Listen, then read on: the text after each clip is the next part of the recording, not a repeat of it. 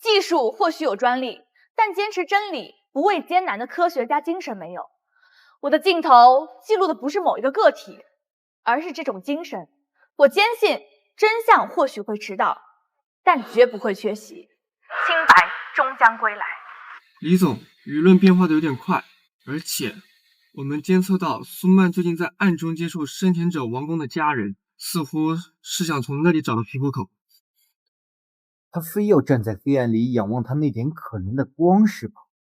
好啊，那我就把他的光彻底掐灭，把他的希望打得粉碎。去，给我请林小姐过来，我要让她看看她信仰的一切是怎么在她面前崩塌的。我要让她知道，谁才是能够主宰她命运的人。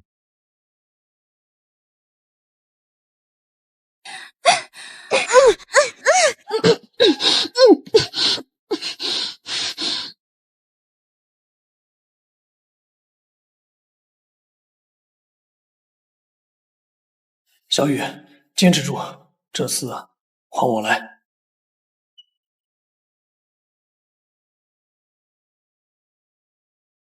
站住！看啊，我们伟大的科学家来了，为了这点虚无缥缈的光，连命都可以不要。源马呢？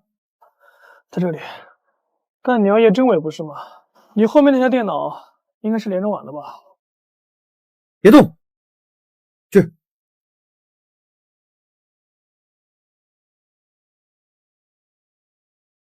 老大，有病毒！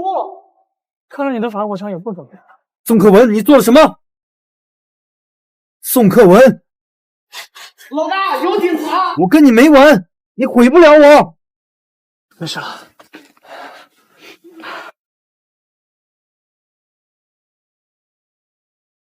宋博士，你提供的这些证据非常关键，清晰地显示了李易峰与境外黑石资本的不法勾当。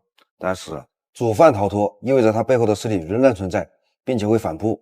为了不打草惊蛇，彻底挖出这条线，我们现在不能公开这些证据。我明白。那他……我们会立即对他及其核心团伙下发通缉令，进行秘密布控。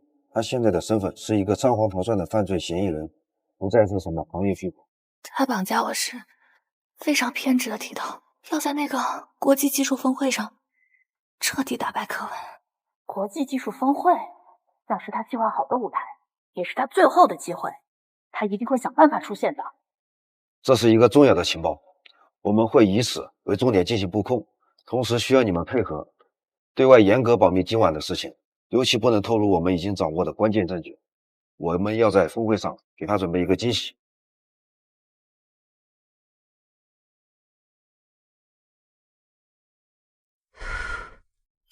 谢谢你又来救我。这句话该我说，谢谢你一直相信我，没有放弃。以前我觉得技术就是一切，可以解决所有的问题，是你让我明白，有些东西比技术更珍贵，更值得守护。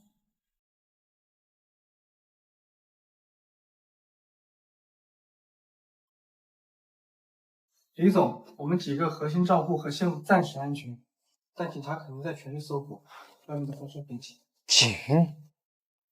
那又怎么样？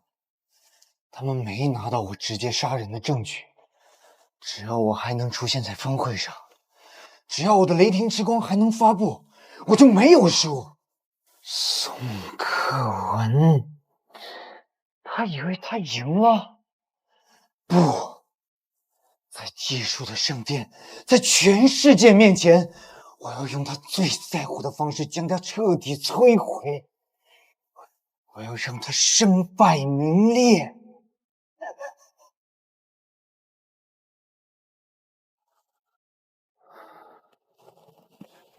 准备一下，我们必须按照计划出现在峰会上。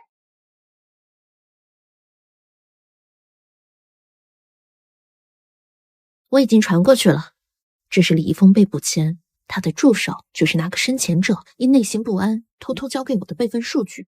苏经理，李总做的事已经超出商业竞争的底线了，窃取技术、绑架我。我怕了。这是他和黑石资本所有的通信和财务记录备份，或许能减轻我的罪过。我之前做的许多事是出于私心，想挽回你，但现在我必须为公司和心中的公道做正确的事。这是铁证，足以定死他的罪，也能揭开黑石资本的真面目。什么？中央服务器遭到不明来源的猛烈攻击，防火墙快要被攻破了！我马上联系安全部门。公司的中央服务器正在被持续猛烈的网络攻击，核心数据库危在旦夕。这绝不是普通的黑客，是黑石资本，他们在断尾求生，想远程销毁所有可能存在的证据。他们狗急跳墙了，必须保住服务器里的原始数据，这是证据链的重要组成部分。去公司。不行，攻击源被层层跳板伪装，来自全球几十个匿名节点，根本找不到源头。我们的备用服务器也快撑不住了。等等，放大这个信号特征，这个条件模式，这是破晓之光早期原型机在进行高负载测试时产生的一种独特电磁信号特征。因为效率问题，这个特征在后续版本中被我优化掉了。李易峰窃取的是早期数据。他们的攻击程序竟然把这个几乎废弃的指纹也抄了过去，用在了网络攻击的数据包里。你的意思是，这个攻击程序带着他们偷来技术的胎记？没错，以其人之道还治其人之身。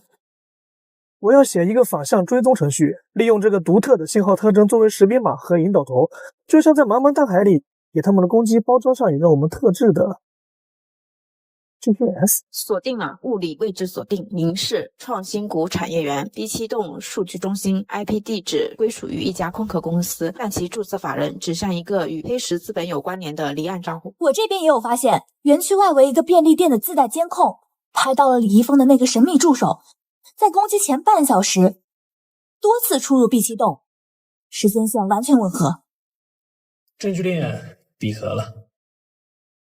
突击行动非常成功，我们不仅扣押了服务器，抓获了李易峰的神秘助手，更重要的是拿到了他们与境外黑石资本的资金往来、技术窃取指令的原始服务器日志，这与你们提供的备份数据完全吻合。感谢你们的巨大努力和关键贡献。现在所有证据链、商业窃密、商业诽谤、绑架、危害公共安全、勾结境外资本已经彻底闭合，形成了一个无可辩驳的闭环。这些证据足以在明天的国际技术峰会上让真相大白于天下。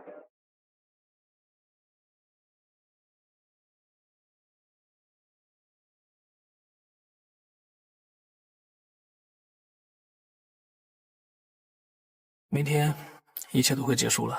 不，是新的开始。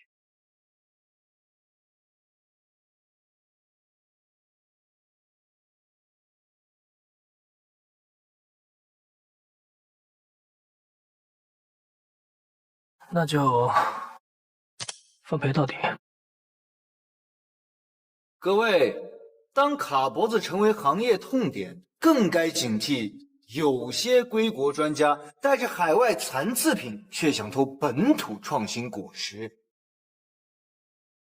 这不是纸上谈兵，是雷霆能源3年啃出的硬骨头，比某些海归的概念技术实在多了。这参数怎么和环宇破晓之光早期数据这么像？可惜啊，某些同行输了技术，还想用商业间谍泼脏水。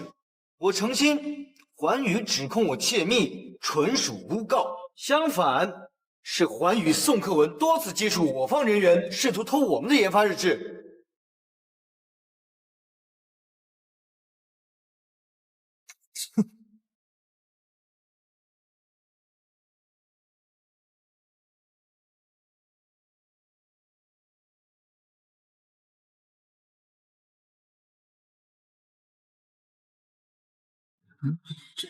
这话是什么意思？废话。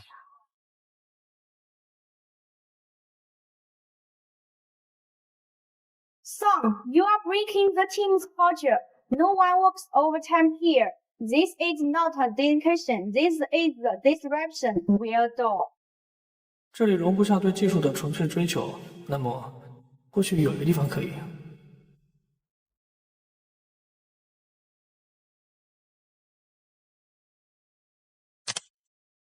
克文，咱们的固态电池关键技术被卡脖子了，对方全面封锁专利和原材料，国内的公关遇到大阻力了。我们需要你回来。老师，我回来，是时候了。真假不是由屏幕上的字决定，是由数据、由实验、由我手里即将点亮的技术而决定的。李易峰先生，关于技术和公道，我带了些实物，想要请大家一起见证一下。看来这3个月给你的教训还不够，宋克文，我们的游戏才刚刚开始，我会让你和你那可笑的理想一起滚出这个行业。破晓之光没有 PPT， 只有实物和实时数据。李总说雷霆之光突破4000瓦时每千克，不如测测。宋克文，峰会不是你的实验室，你故意捣乱。各位是内行，该知道电池核心不是峰值数据，而是底层逻辑。雷霆之光用镍钴锰811正极，却没有解决界面稳定性问题。我在拘留所算过，批量生产后循环500次会出现荔枝精，严重时短路起火。你胡说，我们的测试没有问题。这是3天前 SGS 的雷霆之光拆解报告，包括负极端包覆工艺。李总，请你解释一下这是为什么吗？技术抄袭只是开始，更该让大家知道的是这些。各位同事，这位就是我们新上任的首席科学家宋克文博士。能量密度预设值偏高，热管理方案过于理想化，这个基础构架存在致命缺陷。宋博士在海外固态电池领域取得的成就，将极大助力我们攻克当前的技术瓶颈。宋博士，请您和大家说几句吧。抱歉，当前的方案走不通，这里还有这里，基于现有的材料体系，稳定性无法通过安全测试，我们必须调整基础研发方向。宋博士，这个研发方案是我们团队半年的心血。科学不讲心血，只讲数据，错误的方向投入越多，损失越大。宋博士的观点呢非常犀利，值得我们深入探讨。这样，我们先带宋博士熟悉一下环境，至于技术细节，我们后续的专题会议再深入探讨。散会。考文，欢迎回来。公司非常看重你，但在这里人情世故，你需要盟友。宋博士您好，冒昧打扰，我是理想人生摄影展的独立摄影师林小雨，希望能用我的镜头记录您回国工作的日常，展现海归人才的。我对成人展品没有兴趣，请不要再打扰我。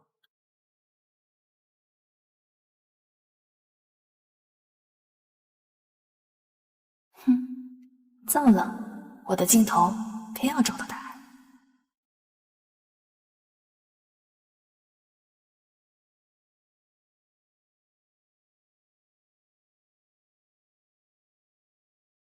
这不是欢迎，这是宣战。李总，宋克文团队首次技术演示会将在半个小时后进行。据申请者汇报，他们团队因宋克文否定原有方案，士气有些涣散。涣散？我要的是他们彻底崩溃。一个在国外混不下去才回来的人，凭什么抢走本该属于我的一切？当年的科创大赛，今天的荣誉和……我会连本带利让他加倍偿还。让申请者按计划行事，我要在众目睽睽之下让他身败名裂。因此基于新电解质的界面构建方案，破晓之光的理论能量密度可以提升40%以上。宋博士，你的数据很漂亮，但全是理论推演和实验数据，大规模量产的工艺稳定性如何保证？你的这套方案在国外尚且无法落地，凭什么认为在国内就能成功？没错，而且你完全否认现有技术路线，是否过于激进和自负？宋博士，如此敏感的技术攻关时期，您与新锐摄影师林小姐频繁私下接触，甚至允许她接近核心区域，我们不得不怀疑您的归来究竟是为了技术报国，还是另有所图？是否涉及技术泄露？这是恶意诽谤，请大家保持冷静。你的镜头到底为谁工作？我的镜头只为真相工作，可真相到底是什么？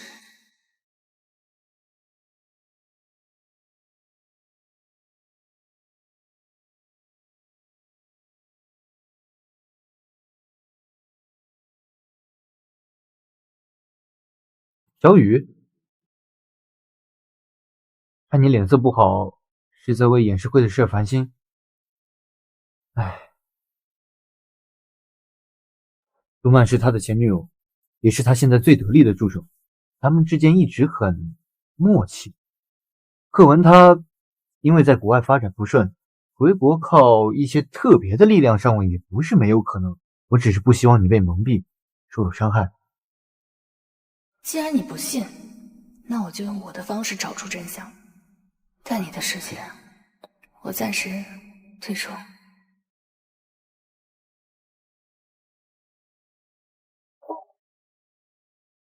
演示会的情况，大家已经清楚，我们必须找出问题根源，否则项目无法推进。这是数据泄露前后和核心数据区的访问日志。记录显示，除了研发人员，只有一个人以拍摄取材为由，长时间多次滞留在附近。林小雨。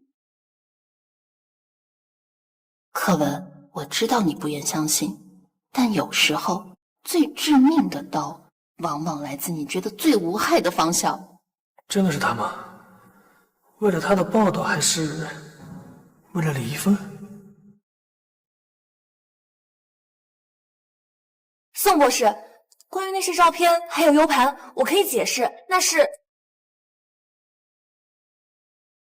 林小姐，你的理想人生主题很好，但请你告诉我，你究竟是想记录理想人生，还是想阻止某些人的理想人生？我……请你和你的镜头立刻离开我的生活范围，这是最后的警告。不信我？好，我会自己找到真相，把证据摔在你面前。李总，宋克文与林小雨已经彻底决裂了。很好，裂缝已经产生，是时候把它变成深渊了。给宋克文制造一点意外，让所有人都相信是内部问题导致的技术事故，彻底搞垮他的项目。明白，我们会做的干净利落。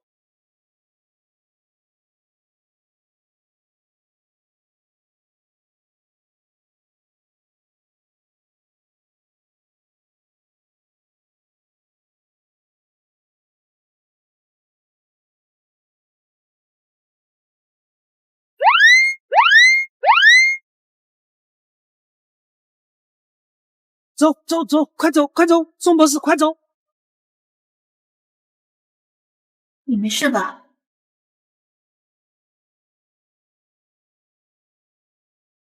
这是我在现场捡到的。他的证件怎么会在这里？他的证件怎么会在这里？难道之前的怀疑是真的？他真的是在为公司外部的人做事，现在事情快要暴露，就想要纵火来毁灭证据。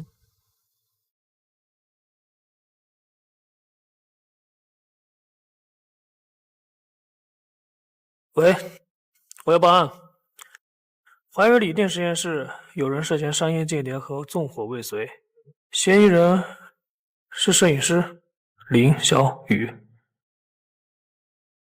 李总，这下够林小雨他喝一壶的了。谁让你把他牵扯进来的？要对付的是宋克文，谁让你动他的？小雨，我不能让你坏我的事儿，但我从没想过要用这种方式把你。这件事到此为止。以后关于他的任何行动必须经过我的同意。滚出去！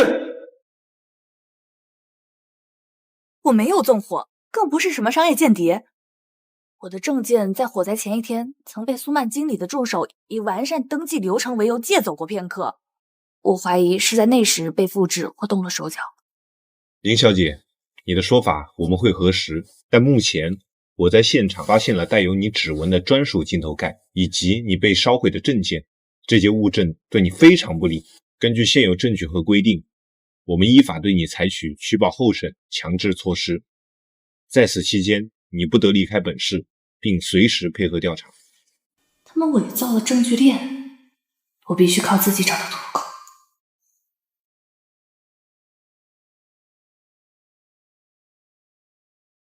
宋可文，你可以不行，但我会证明给你看，用我的方式。所有人都可以背叛我，但数据不会，逻辑不会。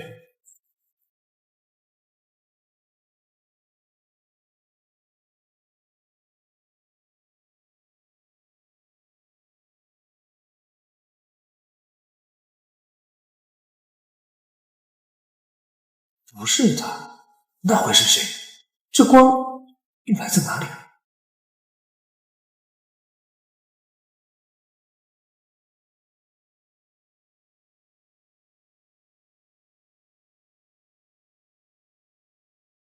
果然是他，李易峰的人。但光有这个还不够，我需要更确凿的证据链，必须想办法告诉宋可文，让他有所防备。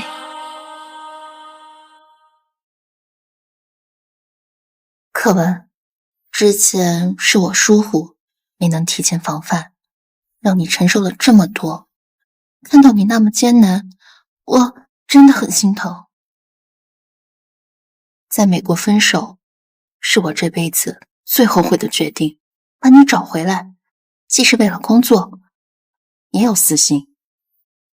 希望能陪在你身边，弥补一些遗憾。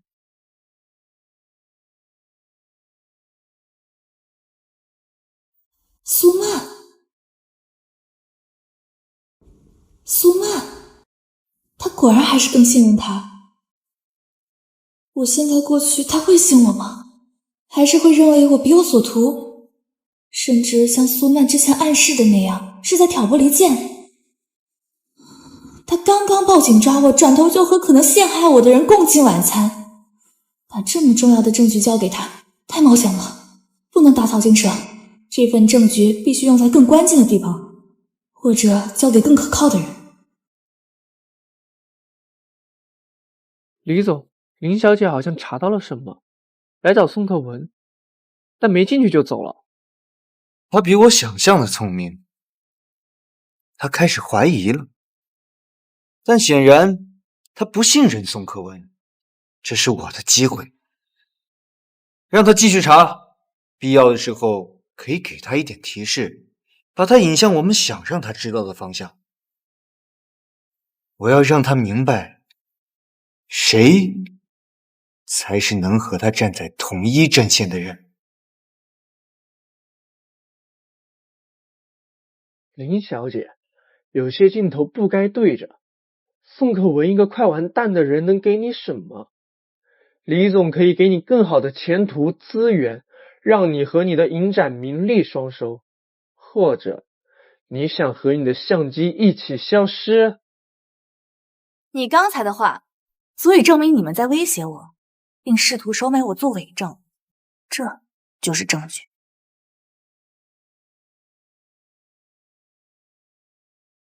可文，好消息，董事会顶住压力，同意给我们最后一次机会，在1个月后的行业内部研讨会上进行非公开演示，这是生死攸关的机会。这是我们最后的机会了，我会动用所有资源和关系帮你。这一次，我们不能再被任何外部因素和不可控的人干扰了，必须确保万无一失。我明白，技术层面我会搞定。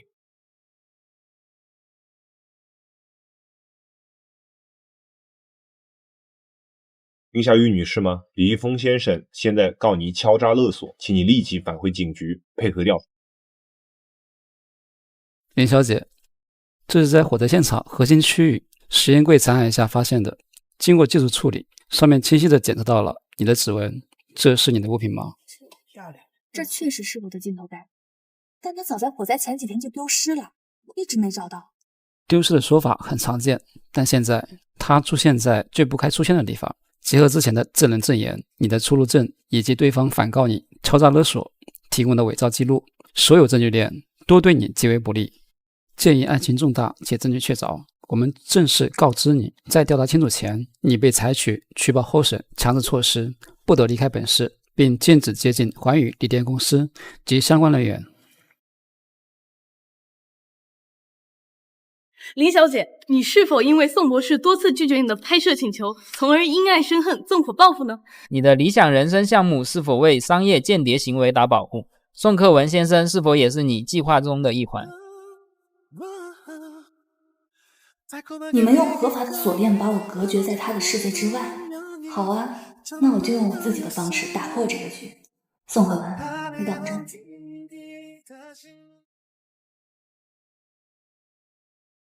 课文，董事会为了保障破晓之光的核心技术安全，避免再次受到外部干扰，决定让你的团队进入封闭研发状态，同时所有外部通讯将由公司合规部门统一监管，这是必要的保护措施。封闭研发可以理解，但切断外部通讯，这是过度反应。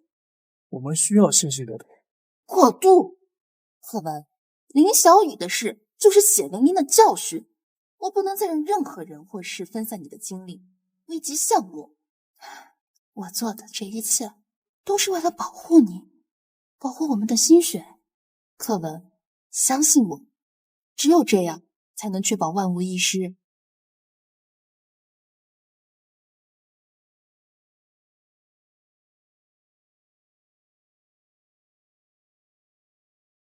宋克文，如果你还能看到，如果你还愿意相信，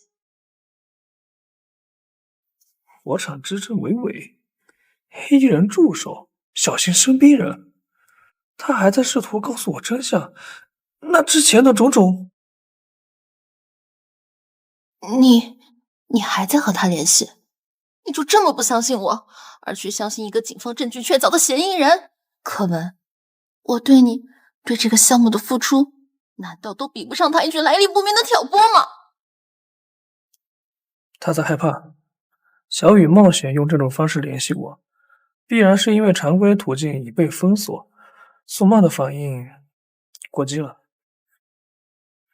我只是偶然看到，我明白项目为重，眼下最重要的是内部研讨会，其他的以后再说。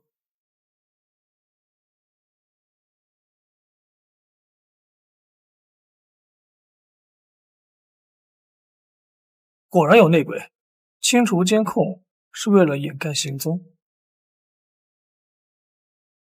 对手远比我想象的更狡猾、更危险，他们已经渗透到了每一个角落。生前者，果然是他。苏曼知道吗？还是他也必须寻求外部帮助？现在唯一可能相信我，并且也在调查真相的，只有他。风险很大，但别无选择。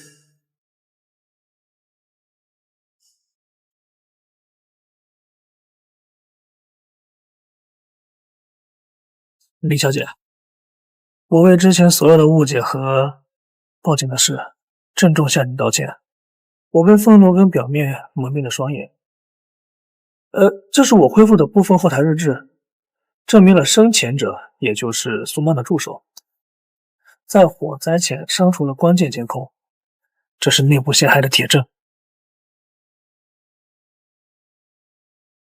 这是我拍到的李易峰助手在火灾前出现在公司后门的照片，以及他威胁我试图收买我的录音。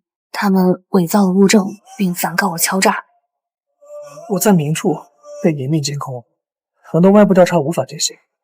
我需要你的帮助，在公司外部追踪生前者跟雷霆能源之间的资金和人员流向。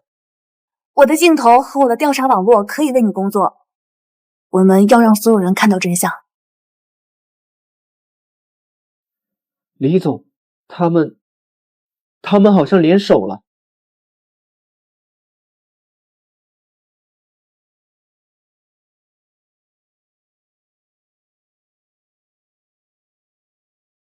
我要彻底摧毁的是宋克文。至于林小姐，我要让她亲眼看着宋克文身败名裂，一无所有。到那时，她自然会明白谁才是能够保护她，才是值得她仰望的人。继续监视，按原计划进行，但要确保林小雨的安全。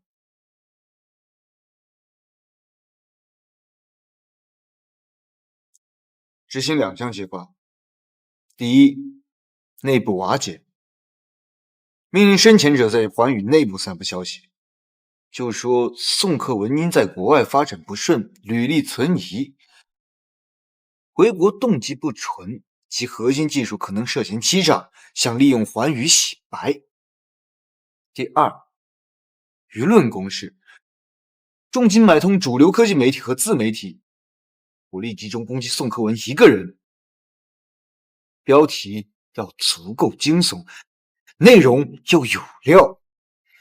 记住，所有报道必须刻意将林小雨从舆论中剥离出来，甚至可以隐晦地将她也描绘成被宋克文蒙蔽的受害者之一。还以为宋克文有多厉害，原来是这样一个人。王公，外面传得这么凶，万一是真的，我们这么多人的心血可不能跟他一起陪葬啊！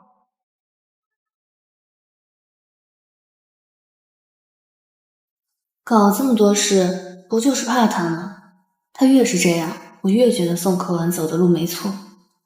保护我，说的真好听，不过是想把我也变成你手心里摆弄的东西罢了。你打错算盘了。各位董事，舆论攻击是有预谋的，我们已经有明确线索，内部……对不起，宋博士，我不能再把你隐瞒了，是宋博士指使我泄露了部分非核心数据给竞争对手，目的是伪造被陷害的假象，转移视线。他还让我在内部配合，把嫌疑引到林小雨摄影师和苏曼经理的助手身上。王公，你！王公，你！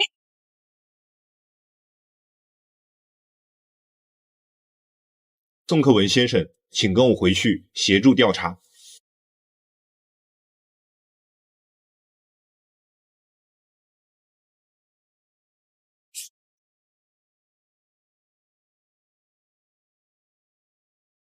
小雨，这就是真相，水落石出了。他现在自身难保，只会连累你。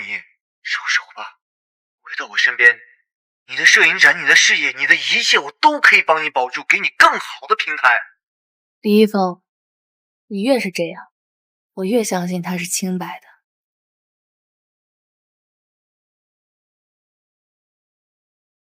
必须能找到一举翻案的铁证，现在只能靠我。柯文，这里的环境真配不上你的才华，何必在这里硬撑？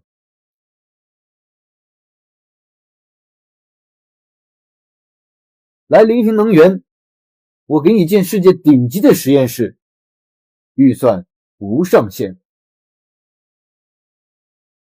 只要你点头，外面的这些麻烦我都可以让他们立刻消失。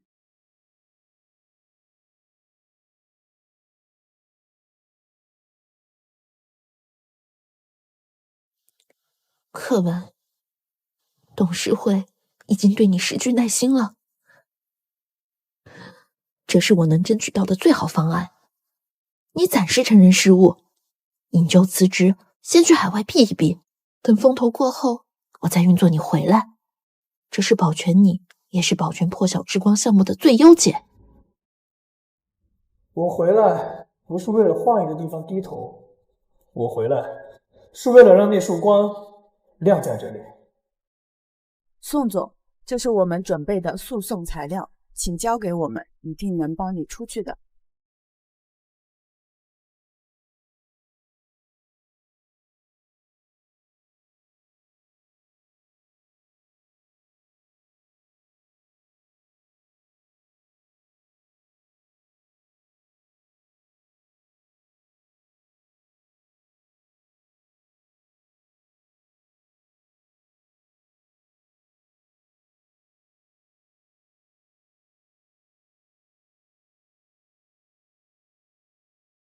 我信，我一直都信。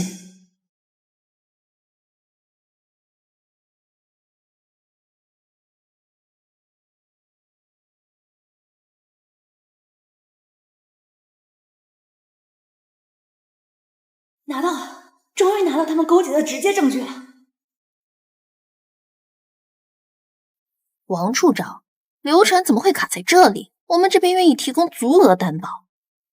什么？上面有指示？哪个上面？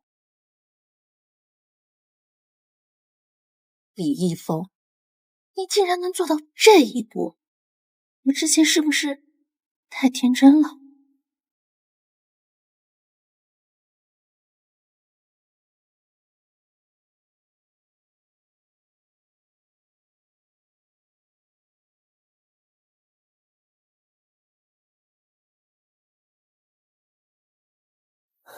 找到了，这就是突破口，一个他们自己都还没有发现的定时炸弹。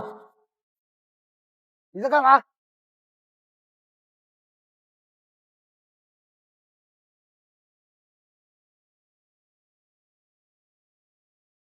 小雨，你这又是何苦？为了一个身陷囹圄的人，把自己弄得这般狼狈境地。看清楚现实，谁才是能够掌控局面、保护你的人？回到我的身边，我可以当做这一切都没有发生过。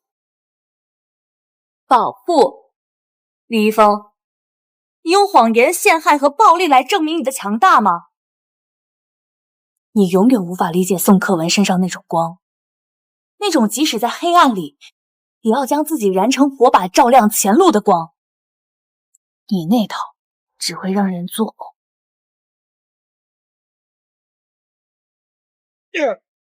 这份报告指出了雷霆之光存在根本性设计缺陷，风险极高，如果属实，将关乎重大公共安全。宋克文提供的这个技术论证，为案件提供了新的重要的调查方向，之前的证据链存在重大的合理怀疑。总裁，宋克文的技术判断从未出错，他现在指出对方技术存在致命缺陷，这本身就是重大价值，我们不能在这个时候放弃他。我请求公司全力保释。警方那边刚传来消息，因禁区链出现新的重大疑点，同意变更常识措施为监视居住，允许宋工返回公司，但在规定范围内活动。柯文，但董事会有了最终决定，你必须在警方全程监控下，于1个月内完成破晓之光的封闭开发，拿出无可争议的最终成品，自证清白，并达到预设的所有技术指标，否则公司将放弃你和你的项目，接受雷霆能源的并购邀约。我知道了。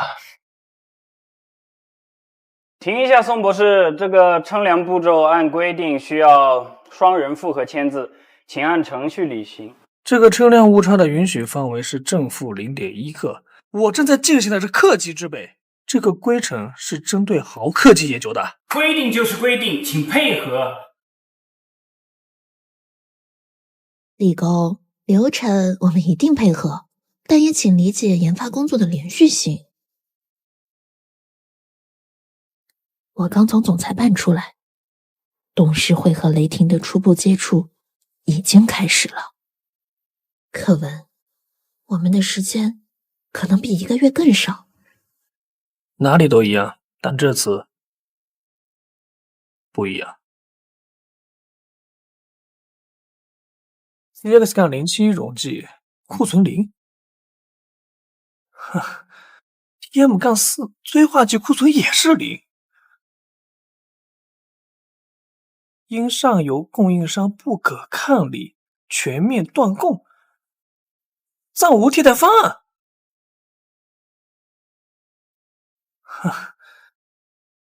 真是一点活路都不给啊！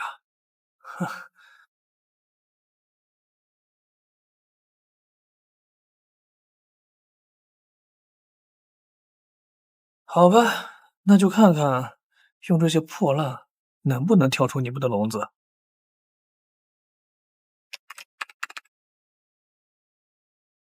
李总，和我们预料的一样，宋克文申请的那几种关键材料已经全部切断，他的实验彻底停摆了。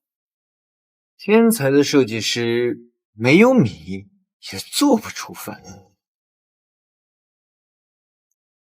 我倒要看看他这一次怎么变出花样了。李总，这是最后一部分，从他加密文件夹里弄出来的破晓之光核心结构的最新数据。宋克文是天才设计师，这点我从不否认，但我是更天才的产品经理，命令我们的团队立刻开始整合所有数据，进行最终包装。是时候让世界看到真正的雷霆之光了。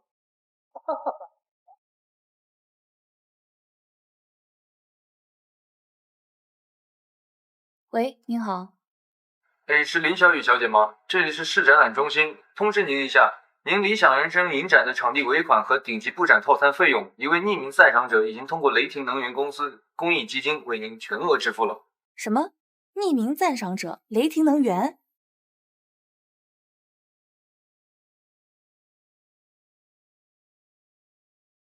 小雨，听说你的影展筹备到了关键阶段，你的才华不应该被资金埋没。这个主题很好，我希望它能以最完美的姿态呈现。这只是一个欣赏者的心意，没有附加条件。李总，谢谢你的好意，但这份礼物太沉重，我需要考虑。想用钱把我的镜头也买回去，李易峰，你大错主意。费率不够高，密度不匹配，策划活性不够，常规路径果然行不通。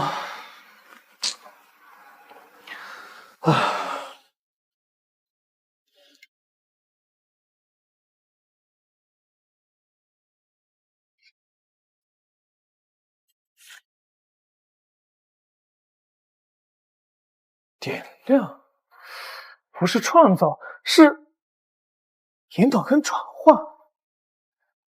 也许用高频脉搏电场强制改变基础材料的微光排列虚构，引导出类似顶级材料的界面特征。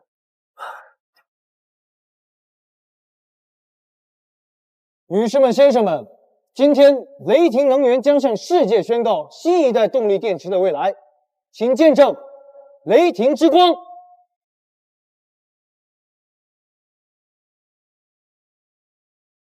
成功了！看文，李易峰刚刚在全球能源论坛上发布了雷霆之光，为什么？为什么他发布的技术参数会和你的设计一模一样？因为他偷走的只是一个漂亮的空壳。雷霆能源正式向法院提起诉讼，控告宋克文博士以及我们环宇锂电技术抄袭与商业间谍罪。他们提供了相当完整的证据链。完整？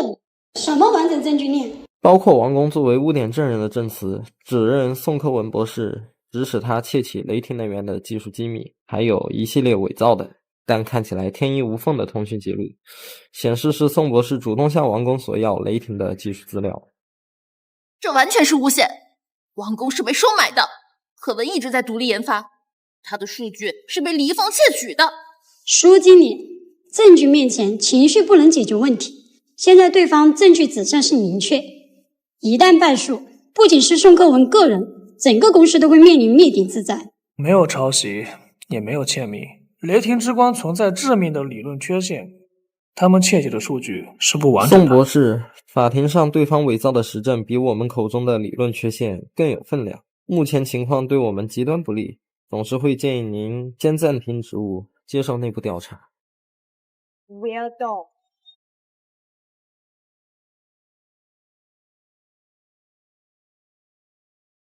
宋克文先生吗？你涉嫌侵犯商业秘密案一案，请跟我们走一趟，配合我们调查。同志，这中间一定有误会，我们正在收集证据。请配合我们调查，跟我们走一趟。李易峰，你这次太过分了。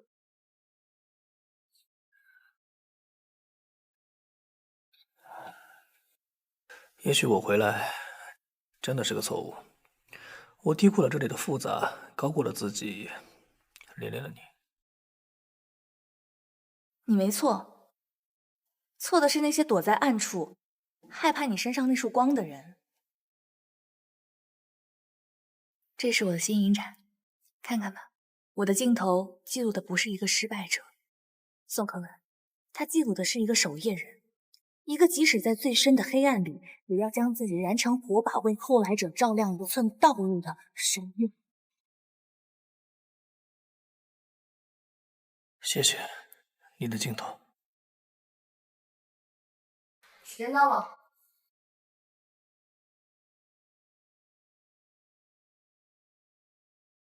不等你。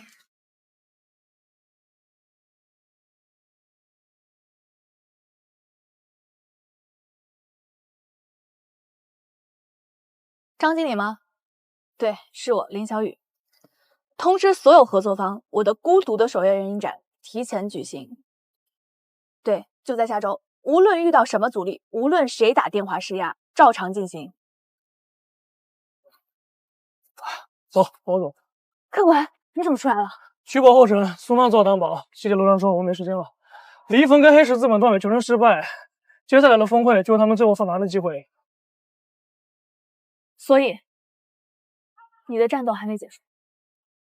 是我们战斗赢得营长吹响了号角，接下来的峰会就是终结一切的战场。更让大家知道的是这些：把林小雨请到废弃工厂，宋克文不拿原码就扣着。李总，您和境外资本是什么关系？录音是真的吗？是你，宋克文！大学抢我奖杯，现在抢我技术，抢小雨，我不甘心，我凭什么不如你？是他们，是黑石让我做的，他们要垄断国内的锂电市场。李易峰，你涉嫌商业泄密、绑架、构建境外势力，跟我走！宋克文，你赢了，但你记住，我输的是自由，你输的是安宁。以后会有更多人嫉妒你、算计你，你永远也躲不掉。小雨，我是真心喜欢你的。破晓之光专利会向国内中小企业开放授权。宋博士，10亿收购破晓之光，加5000万年薪，硅谷建顶级实验室，你的名字将出现在学术顶端。NASA 上，甚至有机会拿诺奖。柯文，我女儿明年去美国留学，这笔钱能解决所有问题。我需要和团队商量。给你24小时，泰坦耐心有限。柯文，比我女儿赚10亿美元，我这辈子都赚不到这么多钱。去美国，你要把科技更好，你也能实现更大的梦想。老公，我知道大家都需要钱。但破晓之光是中国锂电的希望，如果我们把它卖了，那以后企业还是被国外卡着脖子。明天早上我会给大家答复。柯文，美国卡我们的技术，你快回来吧，祖国需要你。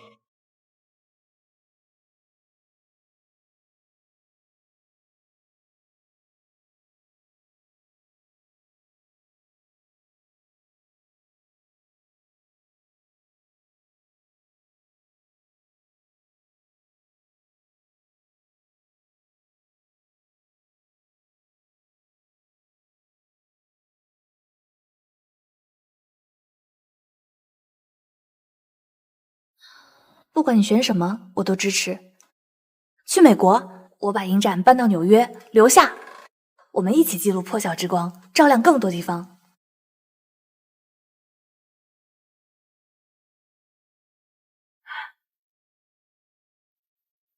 这是团队稳定方案，还有我的辞职信。我申请了哈佛可持续能源政策硕士，下个月出发。苏曼，我想通了，我的心安之处不是某个人，是为能源行业做长远事。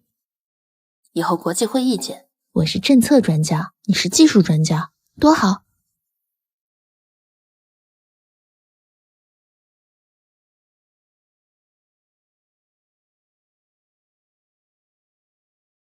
加油，别让我失望哦。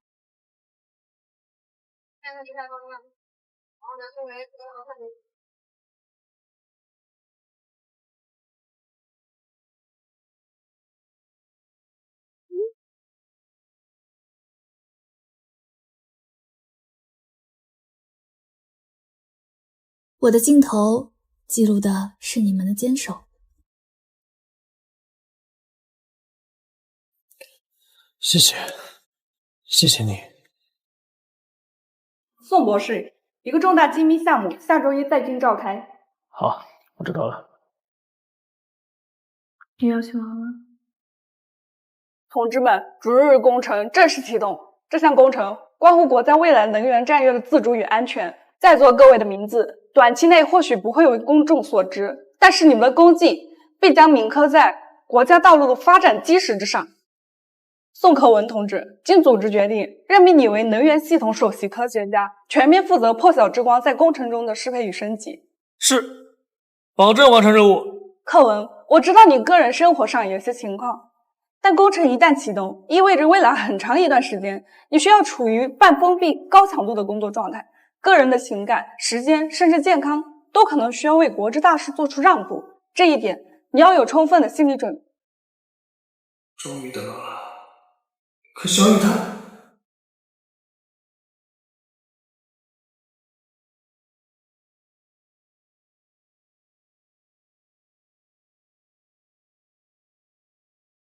喂，柯文，我拿到了都市守夜人的主导摄影师资格了。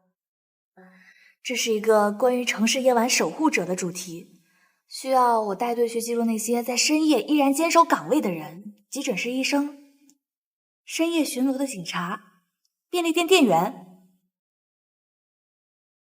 这个项目太好了，正好承接孤独的守夜人的主题，又能拍得更深，走得更远。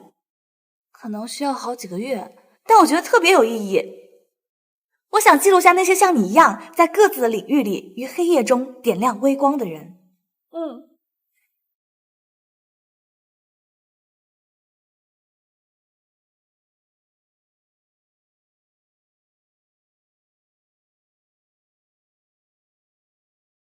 我想第一站去拍摄深夜急诊室的医生，记录他们如何与时间赛跑，那种生死一线的守护。小雨，今天逐日工程正式启动了，我被任命为能源系统首席科学家。真的？太好了，我就知道这一天会来的。但是从下周开始，我就要进入全封闭研发状态，这期间不能外出，通讯也会受到严格限制。3个月？那我的都市守夜人……我知道这项目对你多重要，你为它准备了那么久。我明白的，逐日工程关系到国家的未来，你必须去。对不起，我总是让你等我。柯文，你知道吗？我选择都市守夜人这个主题，是因为我想起了你，想起那些你独自在实验室度过的夜晚，想起你为了一个数据反复验证到天亮。我想用我的镜头去记录这座城市里所有像你一样的守夜人。我想告诉人们，正是因为有你们这些人在深夜里依然坚守，这座城市才能安然入睡。小雨，你去守护国家的未来，我去记录这座城市的守护者，我们都在做最有意义的事情，不是吗？我会等你，不管多久，我都等你。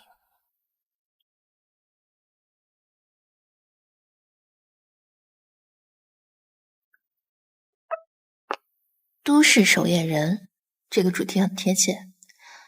爱上宋克文这样的人，本质上就是选择成为他漫长科研黑夜里的守望者。但爱上他，就要准备好承受他身后的阴影和漫长的等待。他的世界很大，有时候留给身边人的空间会小得可怜。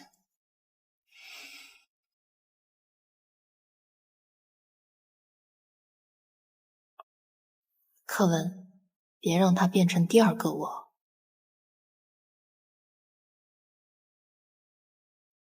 宋博士，给你。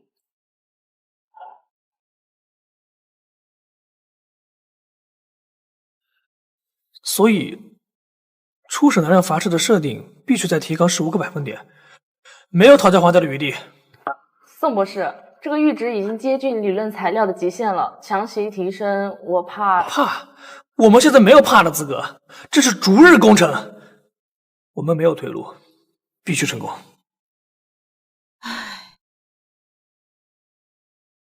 小雨，今天苏梦的话你不要放在心上，你和他是完全不同的人，你就像你的镜头一样清晰、坚定。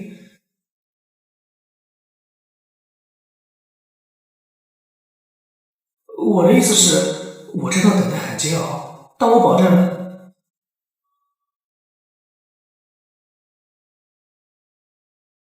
逐日工程的意义在于。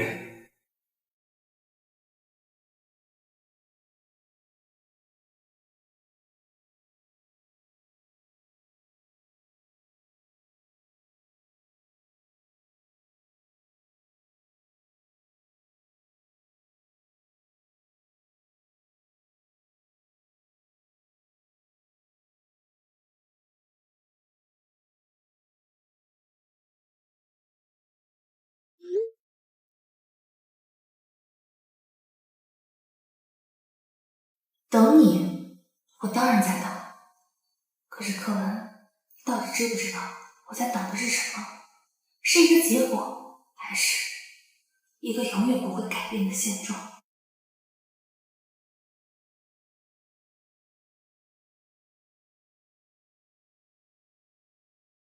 柯文，你看，今天在街角拍到的，爷爷奶奶牵着手走了好久，奶奶的头发被风吹乱了。爷爷就停下来，特别慢，特别仔细地帮他理好。我的镜头都快融化了。你说，等我们老了，会不会也这样？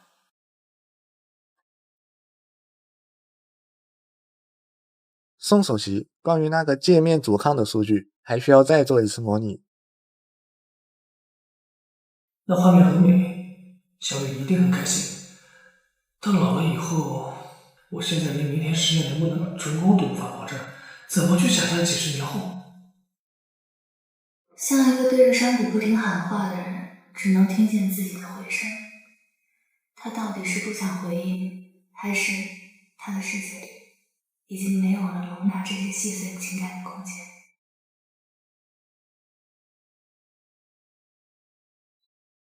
柯文，我刚下班，你在干嘛呢？我有点想你。你那边工作还顺利吗？什么时候才能回来呢？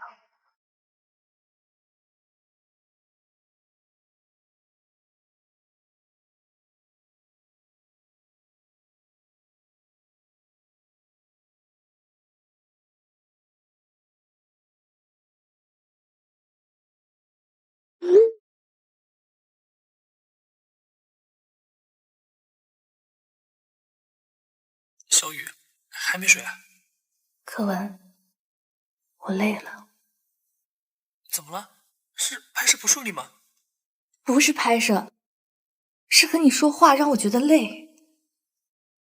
我分享我的世界，你回我一个好的；我分享我的感动，回我一个很美。我试图靠近你，永远站在原地。我一直告诉自己，你在做很重要的事情，我要理解，要支持。可是，柯文，单向的奔赴真的太累了。我们都先静一静吧。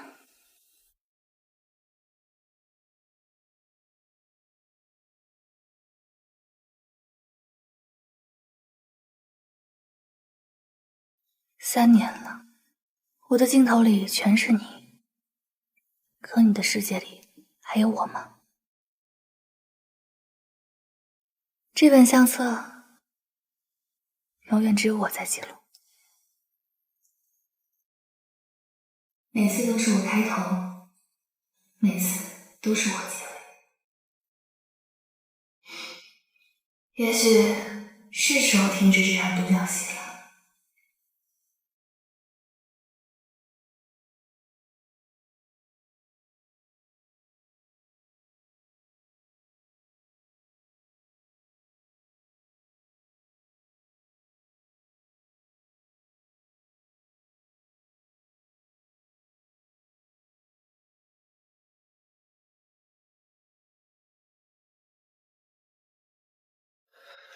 咖啡馆要关门了，他一定很难过。可我连一声抱歉都没说。除了他偷拍的那些，我这里一片空白。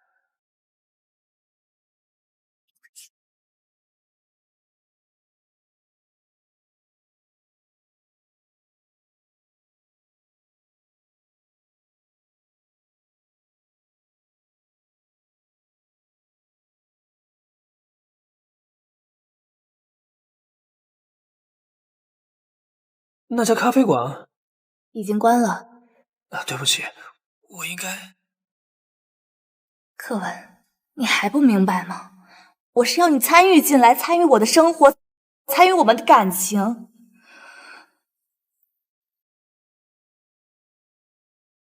这套西装是你第一次获奖时我送你的，这件毛衣是我妈妈亲手给你织的，这些你还记得吗？小雨，你在做什么？柯文，这本相册填不完了，就像我们的感情，如果永远只有一个人在努力。等等，小雨，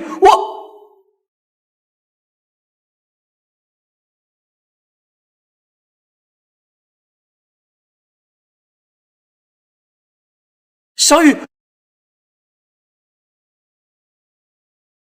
课文有个紧急任务，需要你立刻出发。未来1周，你不能与外界有任何联系。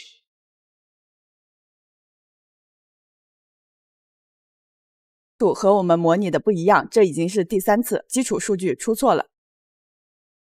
你现在状态已经影响到项目的根基了，如果你无法立刻调整的话，我会向委员会建议暂停你的首席职务。这不是威胁，这是对项目的负责。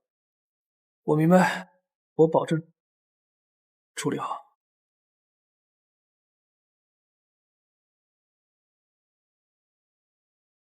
离开吗？去一个没有等待、没有委屈的新环境。可是这里的一切真的能放下吗？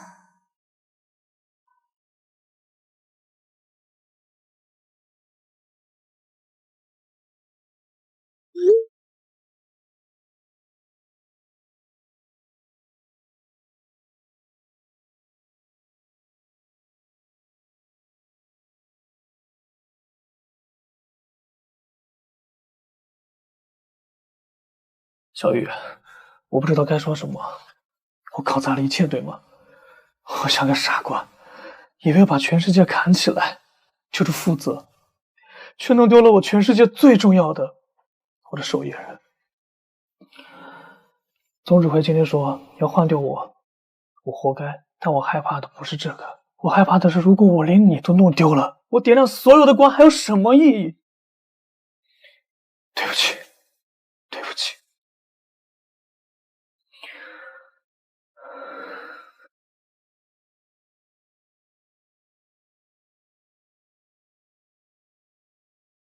他的镜头从不追逐最优美的光环，只捕捉最真实微光。他爱的或许从来不是那个站在顶峰的王者，而是那个在泥泞中仍然固执前行的守夜人。可我却差点连这束微光都亲手掐灭了。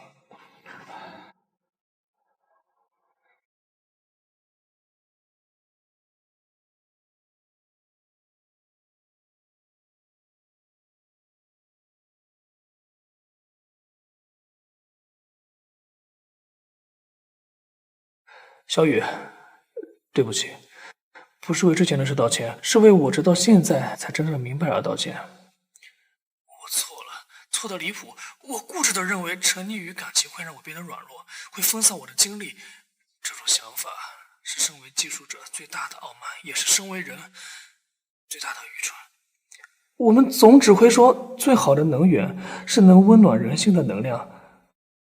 我研发破晓之光，想点亮这片土地，想打破卡脖子的困境。可如果我生命里最温暖、最亮的那束光都因为我而熄灭了，那我做的这一切还有什么意义？我不是一个合格的猎人，我笨拙、固执，常常活在自己的世界里。但请你给我一个机会，学习如何好好爱你。我需要你，小雨，不是作为我生命中的后盾或点缀，而是作为我前行路上唯一想要并肩同行、互相照亮的光。等我，请你看着，我会走到你面前，用我能够想到最真诚的方式告诉你，你林小雨，一直是我宋可文唯一想要点亮，也是唯一想要守护的整个世界。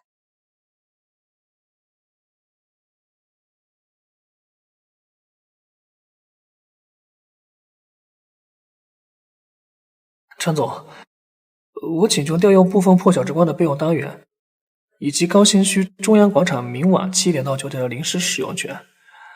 理由，我需要超出研发计划的合理解释。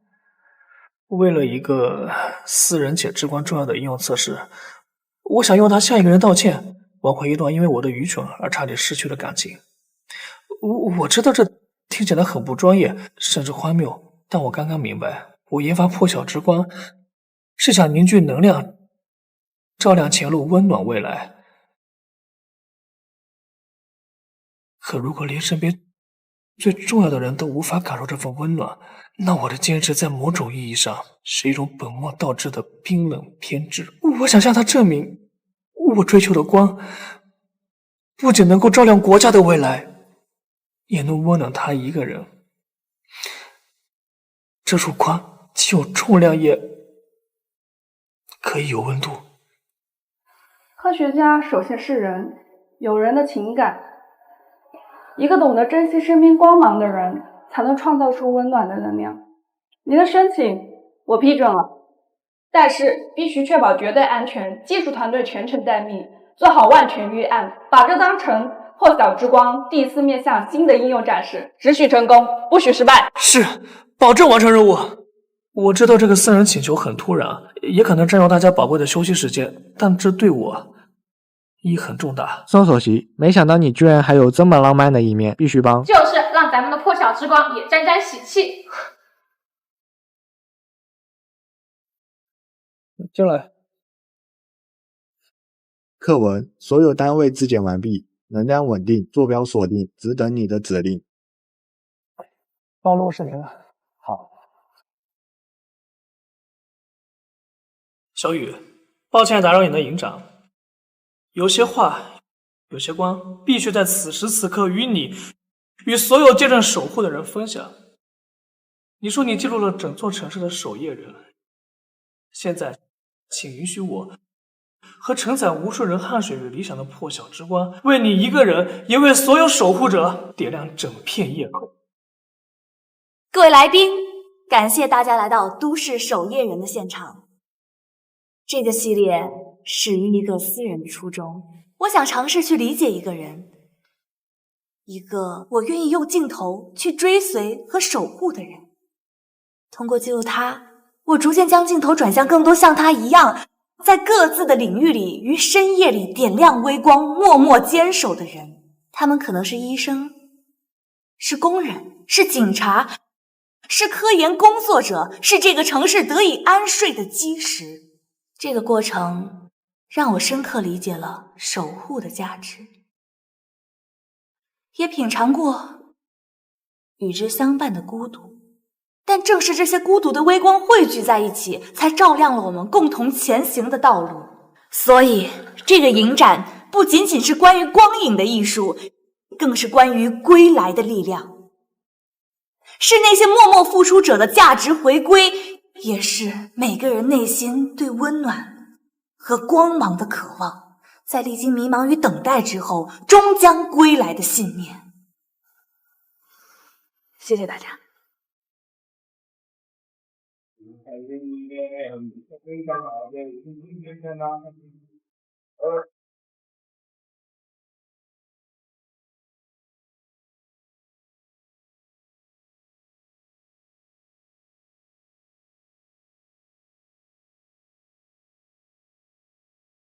抱歉，打断一下，有个重要的展品需要你亲自签收。